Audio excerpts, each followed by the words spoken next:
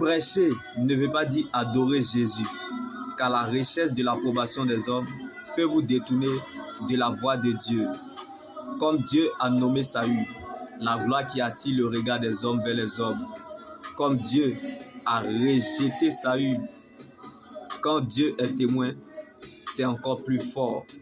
Comme Dieu a choisi David, la gloire qui attire le regard des hommes vers Dieu.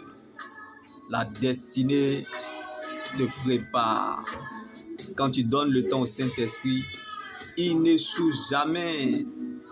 Donc il ne suffit pas seulement de prophétiser ce que tu vois, mais d'accomplir ce que tu as dit. Car les hommes prophétisent, mais Dieu lui parle. Tu ne peux pas servir si tu n'es pas serveur. Comme David dans la bataille contre Goliath, l'Éternel est devenu serveur. Servir Dieu, c'est servir les hommes. Alors, ne trahirez jamais vos convictions pour plaire un homme ou à une institution. Car on ne sert pas Dieu à cause des hommes, mais on sert les hommes pour plaire à Dieu. Donc, vaut mieux être païen que de perdre sa passion pour Dieu. Vaut mieux mourir que de ne pas accepter Jésus. Alors, acceptons le Christ afin de triompher de tout, même de la mort. Car Jésus est la bouche autorisée pour parler de l'éternité. Donc, celui qui a une parole de Dieu prolonge sa vie. Alors, malheur à moi si je ne prêche pas l'évangile.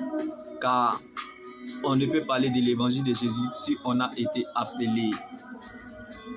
Je ne sais pas là où tu te situes. La prière nous oriente toujours à ce à quoi nous avons été appelés. Car Dieu n'appelle pas les qualifiés, mais il qualifie ceux qu'il appelle. Dieu ne choisit pas les appelés, mais il appelle ceux qu'il a choisis. On ne l'a pas choisi, c'est lui qui nous a choisis. Personne ne s'est sauvé lui-même, c'est Jésus qui allait le chercher. Jésus t'aime plus que la bénédiction, mais son amour ne te forcera pas à le suivre. Alors, ne regarde pas ton statut actuel en donnant raison au diable pour ne pas partager l'évangile de Jésus qui pourrait être sur le chemin de sauver des vies. Fais-le pour le Seigneur, car l'Éternel s'en souvient toujours de la semence que l'on fait pour son œuvre, bien-aimé. Donc, si vous avez l'impression que les combats deviennent physiques, c'est que la guerre est terminée. On ne peut combattre si on a ou on est armé. Alors, rappelle-toi et n'oublie surtout pas qu'il ne faut pas abandonner la promesse. Mais il faut accepter le processus en te laissant conduire par celui qui a décidé de diriger ton existence.